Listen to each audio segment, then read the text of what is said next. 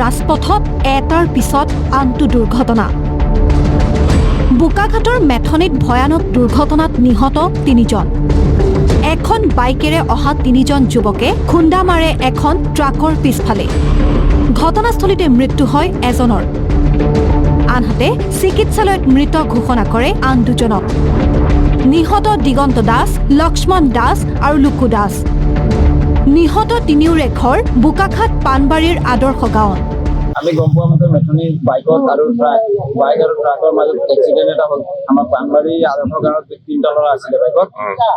গম পোৱা মতে 3টা স্পট ডেথ হৈছে আৰু 3জনৰ নাম আছিলে এজন দিগন্ত দাস, এজন লুকু দাস আৰু এজন লক্ষণ দাস। ইপিনে শুকুৰবাৰে নিশা কলিয়াবৰত সংঘটিত এক দুৰ্ঘটনাত নিহত হয় 2জন লোক। কলিয়াবৰৰ ৰাঙলুত ট্ৰাক আৰু ছুইফ্ট ডিজায়াৰৰ মাজত মুখামুখি সংঘৰ্ষত নিহত হয় শিৱসাগৰ নাজিৰাৰ মনোজ নেওগ আৰু শৰৎ দত্তৰ। দুৰ্ঘটনাটোত আহত হৈছে মহিলা শিশুসহ আন 3জন। নাজিৰাৰ সুন্দৰপুখুৰীৰ পৰা তেজপুৰলৈ আহি থকা অৱস্থাত জখলাবন্ধা থানাৰ অন্তৰ্গত ৰাঙলুত ৰাষ্ট্ৰীয় পথত সংঘটিত হয় শোকাবহ ঘটনাটো। দুৰ্ঘটনাগ্ৰস্ত ছুইফ্টখনত আছিল নিহত মনোজ নেওগৰ লগতে তেওঁৰ পত্নী আৰু 2 কন্যা। আহত তনুশ্ৰী নেওগ, সুস্মিতা নেওগ আৰু কণমানি পৰি নেওগক উন্নত চিকিৎসাৰ বাবে তেজপুৰলৈ প্ৰেৰণ কৰে।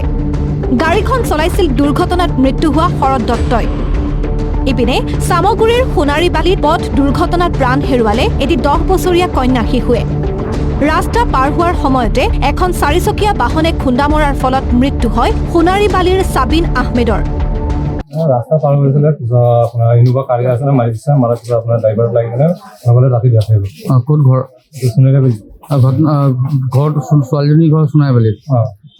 ঘটনাটো ক'ত সংঘটিত হৈছিল? সোণালী পোৱাৰ আগত হাবিবোৰ সাধুটো আছে নহয়, তাত মুহূৰ্তে হৈছিলে। শিৱসাগৰত শুকুৰবাৰে শেষ নিশা দুৰ্ঘটনাত পতিত হয় এখন নৈশ বাছ। দৰিকাপাৰৰ 37 নং ৰাষ্ট্ৰীয় ঘাইপথত ডিভাইডাৰত খুন্দিয়াই বাগৰি পৰিল অনিৰুদ্ধ নামৰ নৈশ বাছখন। ঢেকিয়াজুলিৰ পৰা জাগুন অভিমুখে গৈ আছিল বাছখন। দুৰ্ঘটনাটোত বাছখনৰ 9 গৰাকী যাত্ৰী আহত হয়। মুঠ 33 গৰাকী যাত্ৰী আছিল নৈশ বাছখনত। আহতসকল ক্ৰমে হেমৰাজ শৰ্মা, মীনা শৰ্মা, ৰুহি শৰ্মা, অম্বিকা আচাৰ্যী, লীলা আচাৰ্যী, ৰেখা চহৰীয়া, কল্পেন্দ্ৰ হাজৰিকা, জোনালী বসুমতাৰী আৰু আছিক হুছেইন। শুকুৰবাৰে মাজনিশা তামাৰহাটৰ মুছলমান পাৰাত তীব্ৰবেগী মাৰুতি ৱেগনাৰ বাহনে খুন্দিয়ালে ৰৈ থকা ডাম্পাৰত। প্ৰথমতে প্ৰাণ ৰক্ষা পৰে ৱেগনাৰখনৰ চালকৰ। দুৰ্ঘটনাত পতিত ৱেগনাৰখনত ওলাল এজাক ব্ৰইলাৰ মুৰ্গী। পশ্চিমবংগৰ পৰা 127B ৰাষ্ট্ৰীয় ঘাইপথেৰে তামাৰহাট হৈ ধুবুৰীলৈ গৈ আছিল ব্ৰইলাৰ ভৰ্তি ৱেগনাৰখন। তিনিচুকীয়াৰ মাকুম চহৰৰ মাজমজিয়াত অইল ইণ্ডিয়া লিমিটেডৰ ক্ৰেনে মহতিয়ালে এখন যাত্ৰীবাহী অটো।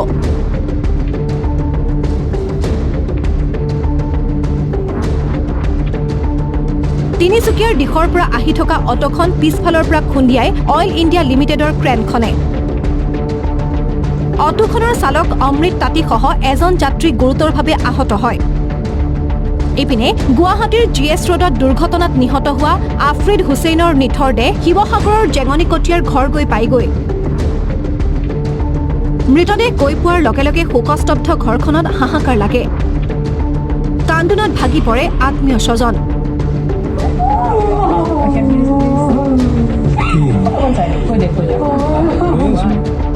বৃহস্পতিবাৰে নিশা গুৱাহাটীৰ শ্ৰীনগৰ ট্ৰেফিক পইণ্টৰ ওচৰত সংঘটিত দুৰ্ঘটনাত অকাল মৃত্যুক সাৱটি লৈছিল যুৱকজনে। নিহত আফ্ৰিদ হুছেইন উচ্চতৰ মাধ্যমিকৰ চূড়ান্ত পৰীক্ষাত অৱতীৰ্ণ হৈছিল। মোৰ ভতিজা হয়, 20 বছৰ হৈছিলে। 7 তাৰিখে কমপ্লিট হ'ব আৰু হাই ছেকেণ্ডেৰী ফাইনেল দিছিলে, ৰিজাল্ট দিয়াই নাই। বৰ দুখৰ কথা আৰু এইটো। এটাই ল'ৰা বাপেকৰ, ছোৱালী এজনী। আনহাতে শনিবাৰে শৰাইঘাট দলঙত সংঘটিত এক দুৰ্ঘটনাত আহত হয় 2জন যুৱক।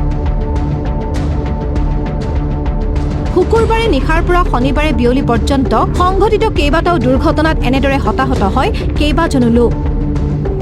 ব্যুৰ' ৰিপৰ্ট, আছাম টক্স।